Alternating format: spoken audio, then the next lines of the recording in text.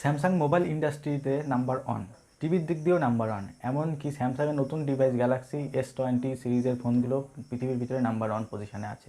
এছাড়াও স্যামসাং সম্পর্কে এমন কিছু অ্যামেজিং কথা আছে যেগুলি হয়তো আপনারা জানেন না। আজকের ভিডিওটিতে আমি স্যামসাংয়ের সম্পর্কে আলোচনা করব এবং ভিডিওটি আপনারা শেষ পর্যন্ত দেখবেন। আপনারা কি জানেন 2004 সালে স্যামসাংয়ের কাছে একটি অপরচুনিটি ছিল অ্যান্ড্রয়েড সিস্টেমটাকে কিনে নেওয়ার, কিন্তু স্যামসাং সেটা নেয়নি। পরবর্তীতে গুগল কোম্পানি অ্যান্ড্রয়েড সিস্টেমটাকে কিনে নিয়েছিল। স্যামসাং যখন স্টাবলিশ হয়েছিল তখন স্যামসাংয়ের আন্ডারে মাত্র 40 জন লোক কাজ করতো এবং ওই লোকগুলি সাধারণত গ্রোসারি বা নুডলস বিক্রি করত। কিন্তু আজকের দিনে স্যামসাংয়ের কাছে একটি মিলিটারি ডিপার্টমেন্টও আছে। স্যামসাং ট্যাঙ্ক, হেলিকপ্টারের মতো অনেক মিলিটারি ইকুইপমেন্ট তৈরি করে এবং সেগুলোকে সাউথ কোরিয়ার মিলিটারিদের সাপ্লাই করে। আমরা সবাই জানি অ্যাপেল তাদের ফোনে সুপার রেটিনা ডিসপ্লে ব্যবহার করে, কিন্তু আপনি কি জানেন এই সুপার রেটিনা ডিসপ্লেগুলো স্যামসাং তৈরি করে থাকে। স্যামসাং তাদের নিজেদের ফোন বিক্রি করে যতটা না প্রফিট ইনকাম করে, তার থেকেও বেশি তারা অ্যাপেলের কাছে ডিসপ্লে বিক্রি করে ইনকাম করে। এমনকি আপনারা দেখবেন যেসব ফোনগুলোতে সুপার অ্যামোলেড ডিসপ্লে ইউজ করা হয়েছে সেগুলো সবই স্যামসাংয়ের ডিসপ্লে। এছাড়াও পৃথিবীর 90% ফোনের র্যাম এবং রম স্যামসাং তৈরি করে থাকে।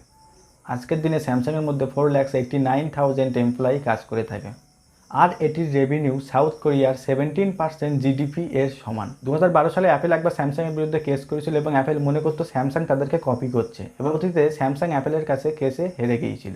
স্যামসাংয়ের প্রত্যেকটি মোবাইল ডিভাইসের মধ্যে FM রেডিও ফেসিলিটি থাকে, কিন্তু স্যামসাং সেটিকে ইচ্ছা করে ডিসেবল করে রাখে, কারণ স্যামসাং চায় পাবলিক বেশি করে ডেটা কনজিউম করুক এবং মিউজিক স্ট্রিম করে শুনুক।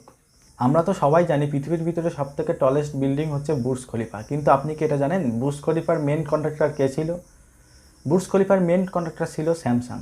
এমনকি মাউন্ট এভারেস্টে পৃথিবীর সর্বপ্রথম 3G কল স্যামসাংয়ের একটি ডিভাইস থেকেই করা হয়েছিল। স্যামসাং অ্যাপেলের লড়াইয়ের ভিতরে স্যামসাং একবার অ্যাপেলের বিরুদ্ধে কেস করেছিল। আপনি কি জানেন কারণটা কি? কারণ হচ্ছে আমরা যে মোবাইলে স্মাইলি ইমোজি ইউজ করি, ওই ইমোজিটা প্রথম স্যামসাং ইন্ডাস্ট্রিজে এনেছিল। পরে অ্যাপেল স্যামসাংয়ের কাছ থেকে বিনা পারমিশনে সেই ইমোজি তাদের আইফোনে ইন্ট্রোডিউস করেছিল, যার কারণে স্যামসাং অ্যাপেলের বিরুদ্ধে কেস করেছিল। স্যামসাংয়ের এক সালের মার্কেটিং বাজেট হলো $14 বিলিয়ন। আর আপনারা কি জানেন স্যামসাং গ্যালাক্সি S5 এমন একটি ডিভাইস ছিল যেটিকে রুট করা কখনো পসিবল নয়। এই জন্য স্যামসাং সবাইকে বলেছিল যে এই ডিভাইসটিকে রুট করতে পারবে তাকে $18,000 ইনাম দেওয়া হবে।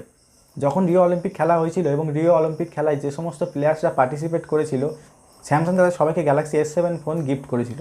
কিন্তু ওই রিও অলিম্পিকের ভিতরে নর্থ কোরিয়ার প্লেয়ার্সরাও ছিল, আর নর্থ কোরিয়ার গভর্নমেন্ট সেই সব ফোনগুলোকে রিকল করে ড্যামেজ করে দিয়েছিল, কারণ নর্থ কোরিয়া কখনো সাউথ কোরিয়ার থেকে কিছু নিতে চায় না। সাউথ কোরিয়ার সবথেকে বড় ক্রেডিট কার্ড কোম্পানির যে ক্রেডিট কার্ড আছে সেই কার্ডটাকে স্যামসাং কার্ড বলা হয়, কিন্তু অ্যাপেল কার্ড আসার বহু আগে স্যামসাং কার্ড এসেছিল। এমনকি স্যামসাং একটি আজব হাইটেক হাউস বানিয়েছিল আর নাম রেখেছিল ডগ হাউস। এটির মধ্যে অনেক গ্যাজেট ছিল ইনক্লুডিং গ্যালাক্সি ট্যাব S, আর এই ডগ হাউসের দাম ছিল $13,000। আমরা এখন সব জায়গাতেই ইলেকট্রিক বাস, ইলেকট্রিক কার দেখতে পাচ্ছি, কিন্তু আপনারা কি জানেন 1994-এ সাউথ কোরিয়ায় স্যামসাং প্রথম ইলেকট্রিক কার ইন্ট্রোডিউস করেছিল। আর স্যামসাংয়ের কাছে রাইট আছে, যদি তাদের কোনো ফোন ফেটে যায় বা পুড়ে যায় তাহলে স্যামসাং তার জন্য জবাব দেবে না, কারণ 2016-এ গ্যালাক্সি নোট 7 ফেটেছিল এবং তাকে সলভ করার জন্য স্যামসাং দুবার রিকল করেছিল, যেটার পরিমাণ ছিল 2.5 মিলিয়ন ইউনিটস। এমনকি এটার মধ্যে অমিতাভ বচ্চনেরও নোট 7 ছিল এবং সেটিকেও রিকল করা হয়েছিল। স্যামসাং কোম্পানি 1938-এ ফাউন্ড হয়েছিল, আর এর থেকে আমরা বুঝতে পারি যে স্যামসাং কত পুরানো কোম্পানি। স্যামসাং অ্যাপেলের থেকেও 38 ইয়ার্স ওল্ড কোম্পানি। স্যামসাংই প্রথম পৃথিবীর ভিতরে 8K resolution TV commercially introduce করেছিল এবং স্যামসাং মার্কেটে সবার আগে 8K টিভি এনেছিল। টিভির প্রথম ফোল্ডেবল ফোন স্যামসাং এনেছিল, যেটির নাম ছিল গ্যালাক্সি ফোল্ড 1। এটি হয়তো নোট 7-এর মতো ফাটেনি, কিন্তু এই ডিভাইসটিতে ডিসপ্লে প্রবলেম দেখা দিয়েছিল এবং পরবর্তীতে স্যামসাং সেটিকে ফিক্স করে মার্কেটে সেল করেছে। এছাড়াও স্যামসাং পৃথিবীর ভিতরে সেকেন্ড জেনারেশন ফোল্ডিং ফোন এনেছে। ফোল্ডিং ফোনের ডিসপ্লেতে সাধারণত প্লাস্টিক ইউজ করা হয়, কিন্তু এই গ্যালাক্সি ফোল্ড সেকেন্ড জেনারেশনের যে ফোনটি স্যামসাং এনেছে, এই ফোনটির ডিসপ্লেতে গ্লাস ইউজ করা হয়েছে এবং গ্লাসটি ফোল্ড হচ্ছে।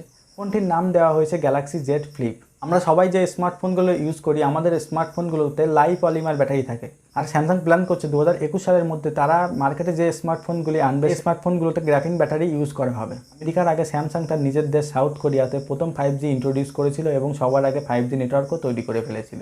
আজ আমি আপনাদের স্যামসাংয়ের ফ্যাক্টগুলো সম্পর্কে বললাম। আপনারা নিচে অবশ্যই কমেন্ট করে জানাবেন আমি কতগুলো স্যামসাংয়ের ফ্যাক্ট বললাম, আর যদি আমি কোনো কিছু মিস করে থাকি তাহলে নিশ্চয়ই নিচে কমেন্ট করে জানাবেন। আর আপনারা আমার চ্যানেলের সব ভিডিওগুলো দেখবেন। যদি আমার কোনো ভিডিও ভালো লেগে থাকে তাহলে অবশ্যই আমার চ্যানেলটিকে সাবস্ক্রাইব করবেন। ধন্যবাদ।